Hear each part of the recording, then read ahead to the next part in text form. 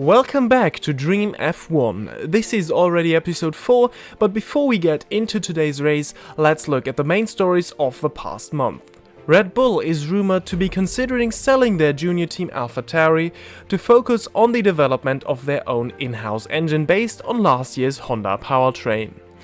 As there is no engine freeze in place in Dream F1, they need to put a lot of resources into their new department. The company didn't deny the rumors, stating that they had to look at every option on the table, and putting their focus solely on their main entry is certainly one of them. There currently is no information on interested parties or what will happen with the two drivers, including Alex Albon, who still has ties with Red Bull as well. On the other hand, McLaren had an absolutely dreadful start to the season. Their goal was to reclaim best of the rest behind the three top teams again and start challenging these three top teams more regularly. And while we have undoubtedly seen some good performance from Lando Norris in qualifying, their race pace and results were shocking so far. In the first 3 races, the team has only scored 2 points. Their main rivals for best of the rest Alpine, on the other hand, are way clear of the walking outfit in the standings already. And now, even the brand new Porsche team is challenging McLaren with a double points finish in Monaco. Our second new team for 2022, STV Racing, on the other hand, have taken another hit. With ourselves running well in the points after great qualifying and good race pace on our hands, we felt like we were taken out by Fernando Alonso fighting for 8th last time out in Monaco. Not able to recover properly in the aftermath, we even had to witness our main rivals at Williams take advantage of chaotic circumstances to secure a surprise points finish. As extra news, I would like to mention that our car finally doesn't look as empty anymore, as we'll be sporting ORSL stickers on our car from Canada onwards as a little unpaid promo for them. The ORSL, or Online Racing Super League, is a sim racing league with an American focus on storytelling elements based on the great racing that is taking place there. I am very happy to have been asked to support them on their channel as well, so check them out if you're interested. I'll link their channel in the description and in the info card at the top right. And now let's finally look at round 4 of our 2022 Dream F1 season. Today we'll be seeing the Canadian Grand Prix at Montreal at the Circuit Gilles Villeneuve on the Ile Notre Dame to be exact. We'll be racing 35 laps on the 4.36 km long circuit that is known for great wheel-to-wheel racing. And before we take a look at the starting grid, here is my fastest lap of qualifying as usual. And qualifying was a great day for us, as we were trying our last lap on intermediate tires on a slightly drying track while everyone else was on wets, but see for yourself.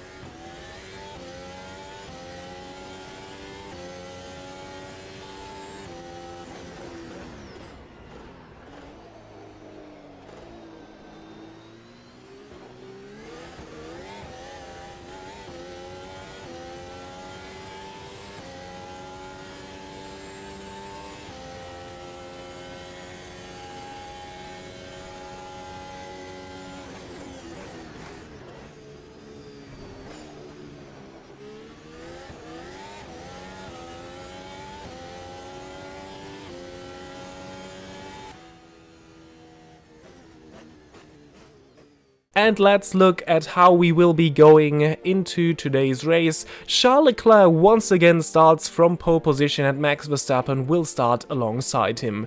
Behind them it is Carlos Sainz, and in fourth already ourselves with that great gamble in qualifying on the Inters that absolutely paid off.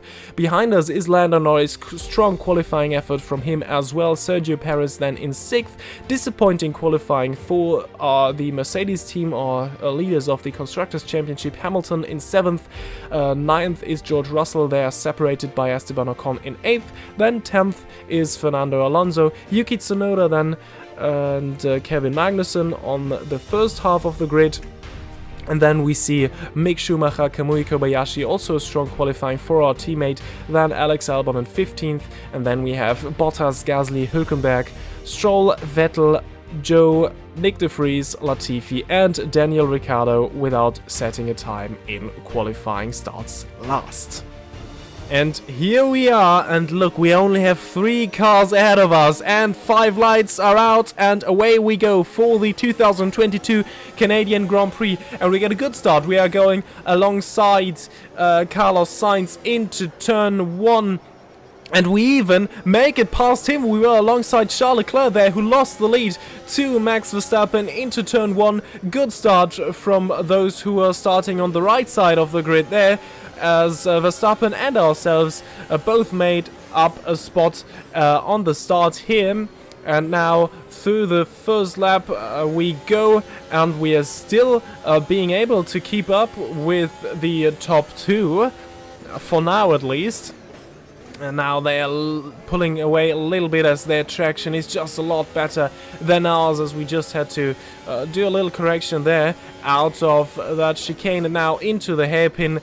One of the circuit's many overtaking opportunities, and then it is followed by the circuit's longest straight, which obviously therefore is the best overtaking opportunity. From lap 3 onwards we will be able to use DRS here when we are inside 1 second window of the car ahead. Now we can already see how much Verstappen and Leclerc are pulling away, and well, we won't be able to keep it. Oh no, and we haven't even been able to keep it on the track there, as we had a half spin into turn 1 on the brakes. That was a bit weird what was happening there, but we didn't lose as much time. Now we're still in 7th, and we probably would have lost these spots one way or another, but well, maybe not that early. And now we're having the 2 Alpines and I think Sergio Perez behind. Both Mercedes already passed us. And going into lap 4, we're still able to kinda stay with Norris, and I think this is Russell ahead, so a good start for the 2 Mercedes drivers, as now of course we have to defend from the 3 cars behind us here with that are now able to use DRS. Now on the start-finish straight there is a second DRS zone. Fernando Alonso is the car just behind us, and we know how that ended in Monaco, and this time he makes a clean move around the outside, late on the brakes. We defended the inside, but that was a very clean and very well executed move by Fernando Alonso. Now look, his teammate Esteban Ocon trying to make it past, but we were able to stay ahead now. Well, and this is quite an interesting battle now for 7th. We're still in 7th, of course, because there was some sort of issue with Carlos Sainz, who seemed to have been involved in a crash, but for now, let's look in our mirrors. So we gained a spot therefore, but Ocon now trying it just like his teammate, and he succeeds as well with a move that almost looks the same as Alonso's move a couple of laps ago, and now Perez into the next chicane was able to brake alongside us as well, so he was able to take advantage from the battle we had with Ocon there. But Perez, disappointing start to this race, disappointing start to the season in general. He is stuck in 8th right now. This is surely not where he is expected to be by his Red Bull team. Of course, Max Verstappen is leading the race, and now we have a first car that is lapped. I think this is an AlphaTauri. As Perez tries to use this to his advantage, and we try to get alongside Ocon once more, going through the hairpin. We weren't able to pull off a move there, but now we are having DRS. Everyone is having DRS. Oh, Ocon has to avoid Perez, who slams the door on him, and we take advantage of that as we make it past both of them. But the AlphaTauri, that is of course a lap down, is still ahead of us and almost holding us up into the final chicane there as well, as we're just starting lap 8 of the Canadian Grand Prix, and now we're back in 7th. This is great news for us, and well, another setback for Perez, who now is being held up by us again. This was where he made it past a lap earlier. No chance for him this time around, as we are now trying to get past, I think it is, was it Tsunoda? I don't know. The AlphaTauri that is ahead of us there, and Perez makes it through now as well. So we are having to defend now from Perez. We are having DRS as well, as we're still taking advantage of the lapped AlphaTauri there, who gave us DRS. But now on the long straight, we won't be able to open our rear wing, as yeah, there is no car ahead of us. Oh, there is still Alonso, but this is way more than a second what he is ahead. Like, I don't know, 4 or 5 seconds even. And now, but we were able to pull a gap. We got a good exit out of the hairpin there, so Perez without any chance into the final corner. This is a very tricky one with these high sausage curbs as well, and the wall of champions looming at the exit of the corner as well. And now we are defending the outside, and we slide into turn 1 as again, just like we did on lap 2, and we lose another 2 spots and are now behind Ocon, who just made it past Perez again. So what a annoying race this must be for the Mexican.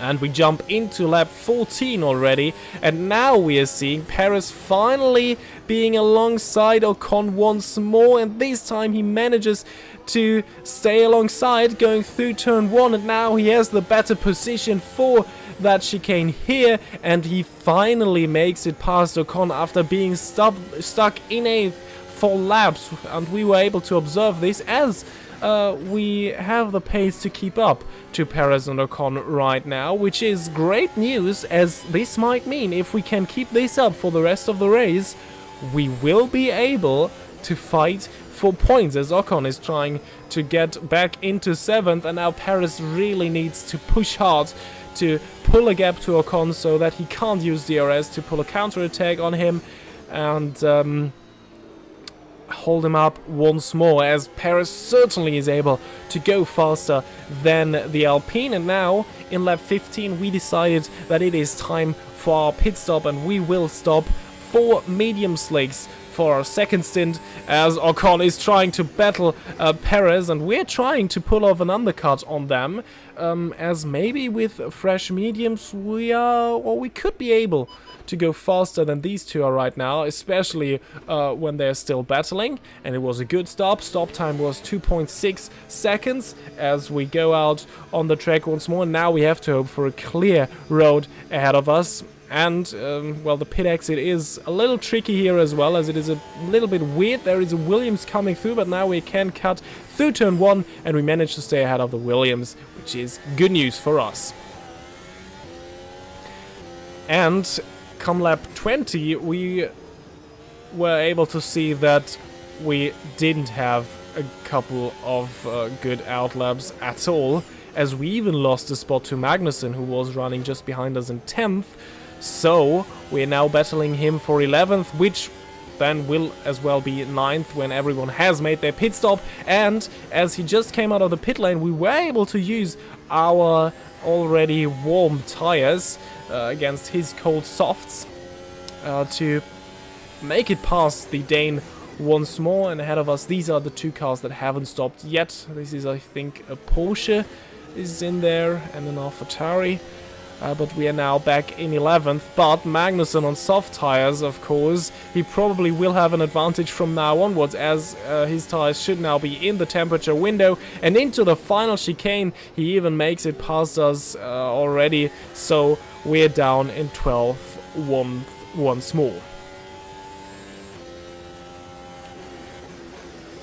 In lap 26, after Magnussen was a little bit able to pull kind of a gap to us, we were getting a little closer to him as well. So maybe after a couple of laps, the medium tires weren't the worst idea we ever had. So maybe towards the end they might help us. And now everyone ahead of us has made their pit stop, so we're up in 10th and now properly battling Magnussen for 9th. And ahead of Magnussen, you were already able to see there going through the hairpin. This is Esteban Ocon, so 8th is still in reach as well. But for now, we have to stay close to Magnussen and close to Ocon as well, as we're going through the final chicane. And Magnussen really violently taking these curbs there, almost losing the car.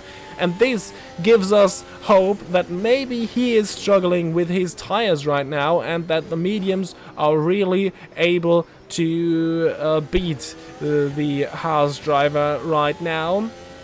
But of course we first need to make it past, and this is of course very important. As we know, Williams have taken 1 point in the Constructors' Championship last time out in Monaco, and if we are able to make it up into 9th, we could overtake them in the Constructors' Championship again, as we are now able to use DRS on Magnussen, and we're getting close, we're pulling off a surprise move into that chicane there, and we make it past, we stay on the track, and Magnussen is trying to counter-attack towards the hairpin, but he backs out of it already. Maybe he's trying the inside now. No, he isn't, but he's probably waiting, or just waiting for that DRS zone that is coming up right now, as Ocon is struggling on traction there. He's having a lot of wheel spin out of the hairpin there.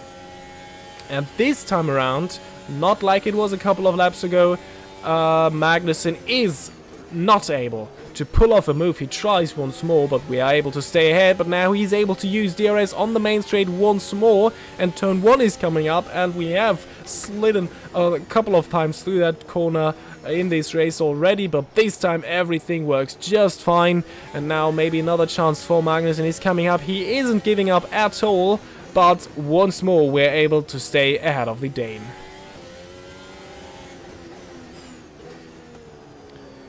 And now, really entering the final stages of this race, we are close to Ocon. We are just outside of his DRS window, but I think after that corner we might be able to use it. There is the detection zone, and yes, we will be able to use DRS. There is a little green light on our steering wheel which indicates that we will be able to use it once the DRS zone is coming up. There is a lapped car ahead, some kind of Aston Martin, I think. And Ocon is not able to use DRS. Now, for the first time, we are inside his window, and we're gaining a lot. We are alongside, we are ahead, going through the final chicane, and Ocon cuts through that chicane to stay ahead. And I think he has had all 4 wheels off the track there, and he should give us that position back, as once more we slide through turn 1. Kinda angered by the move Ocon pulled on us there, and there is no sign that he will give us that position back, but I feel like we were in 8th there, and the way he has taken that spot back was not fair at all. So we have to do it once more. Once again, DRS, but I think the Alpine is a little bit fast on that straight. We weren't gaining as much as we were on Magnussen a couple of laps ago when we did a surprise move on him, but now we have to lap Lance Stroll. What a disappointing race, home race for the Canadian here. Ocon makes it around the outside. We try to follow suit, but we aren't able to do so, as Stroll gets the better exit out of the hairpin, but now we are able to use DRS. And now we are past the Aston Martin driver, but that of course has taken us the opportunity to attack Ocon this lap round. But I think as we have the better tires at this stage of the Grand Prix, we should be able to attack him on this lap maybe even, or in the last lap. But of course, as you can see, we only have 5 laps to go, including this one, as we are now hunting down Ocon once more. Magnussen isn't too far behind as well. Maybe you were able to see him there on our rear mirrors. But now we are,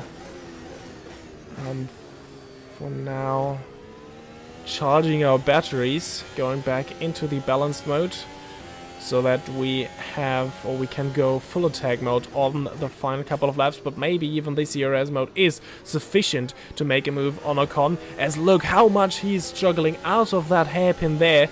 And now we are able to open our rear wing once more, and we are gaining on the Frenchman. We are gaining, but we are not gaining enough to attack him into the final chicane, so we back out of that move and are waiting patiently for a good opportunity to come around once more. But for now we have to settle with 9th, and of course, I have said this earlier, 9th would be a brilliant result for us as well. So we don't want to take too many risks overtaking Ocon, as he seems to be prepared to do everything to defend 8th from us. Yeah, as 9th would be sufficient to take us past Williams, our main rivals in the championship. Yeah, this is one of the few opportunities that we will probably have this season to take points. Thanks, of course, to the weather conditions in qualifying. And, well, we have to say as well, we have a good race pace here and a good car around this track. So that shows our teammate as well, who is running in 13th, I think, right now. As once more, we're now on the long straight, and we're not close enough once more, so we will not try to force a move into the final corner, because we have seen a lot of crashes in past races here, going through that kind of fast right left chicane. But time is running out, and with 8th dangling just in front of us, I mean, 9th would be 2 points, but 8th would be double the amount. We would take 4 points if we manage to finish 8th, and this is our big opportunity. We can go faster, and it should be able, we should be able to make it past, being so much faster than Ocon. Maybe we can try it here, as this seems like kind of a safe spot for us to make an overtake. But now we're not close enough. Ocon is just a little bit quicker on that straight there compared to Magnussen. So I'm afraid we have to make it on a surprise attack into the hairpin, but that can go wrong easily as well. And you can now really clearly see Magnussen behind us in our rear mirrors, so he is able to get closer to us as well. So he's almost forcing us to attack Ocon, and we switch back into the attack mode, and with the open rear wing we make it past Ocon, and this time we are fully ahead going into the chicane. But once more he cuts the corner and stays ahead, and this time almost pushes us into the World of Champions. And now this is getting ridiculous. A second time Esteban Ocon puts on a pretty dirty move on us by cutting through the final part of the chicane there.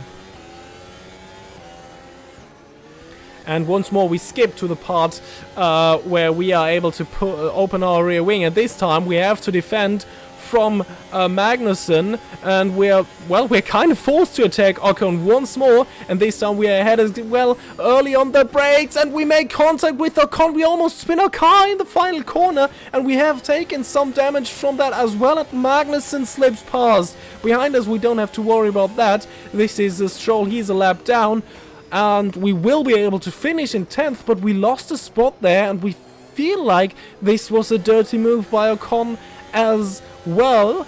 But we will be looking at the replay of this shortly, and we will see what happened there exactly. And here is the replay. There we pull alongside Ocon. We're a little early on the brakes, and there we tried to go through there side by side, which of course doesn't work. And then it looked like Magnussen touched us from that outside point of view, but from Magnussen's nose cone now, we were able to see that this is actually all by ourselves, as we were a little desperate, then bumping on the curb there and spinning our car around.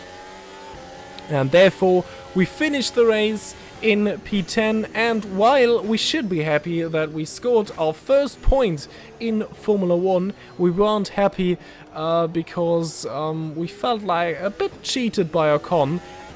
But there were good news for us, as Race Direction had another look at these two Ocon incidents, and this is the first time where he cut through the final chicane, and from his onboard we can see it a lot more clearly that he actually cut across that chicane. So he receives a 5-second penalty for that move, and then there was a second move as well for which he received another 5-second penalty, so he even dropped out of the points entirely.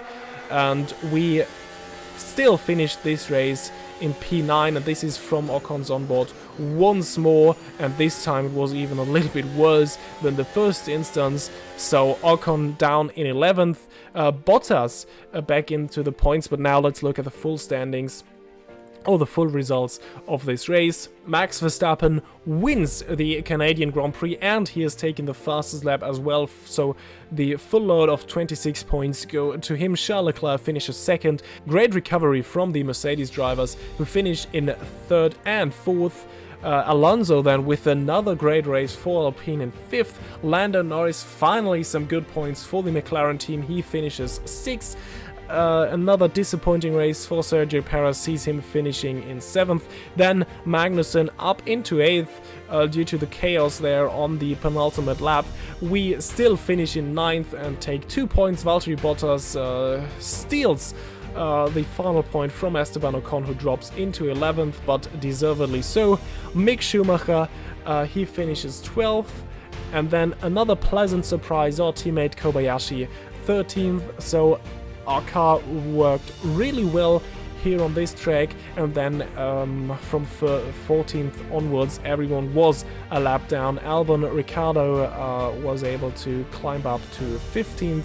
Then we have Hülkenberg, Vettel, Nick de Vries, Joe Latifi 20th, and then from 21 onwards they were all involved in some kind of accident.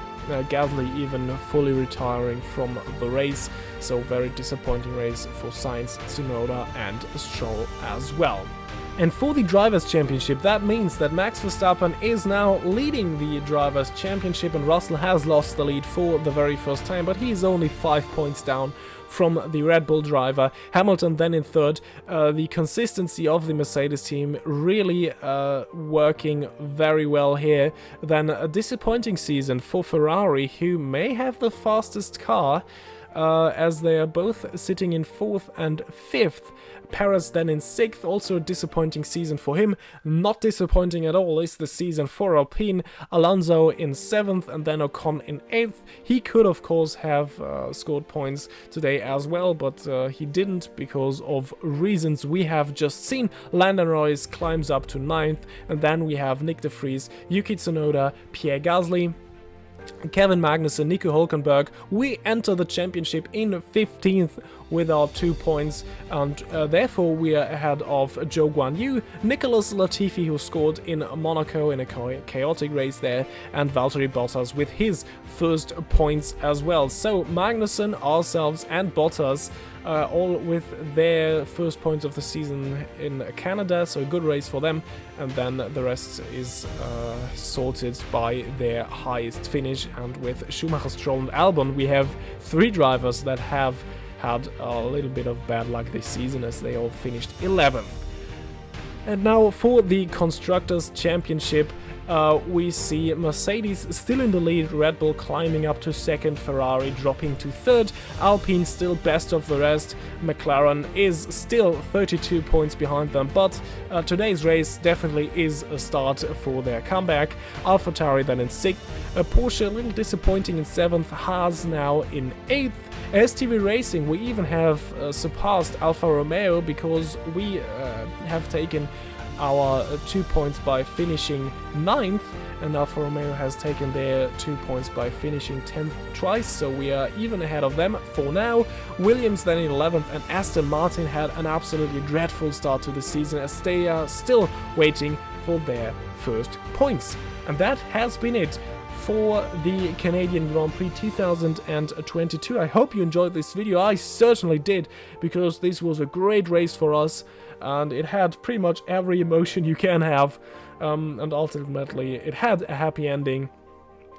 So we're very happy with that, and we can't wait for the next race to come around, which will be the British Grand Prix at Silverstone. Subscribe to not miss when this one is coming out. Leave a like if you enjoyed the video, of course, and feel free to check out the other videos I'm doing on this channel.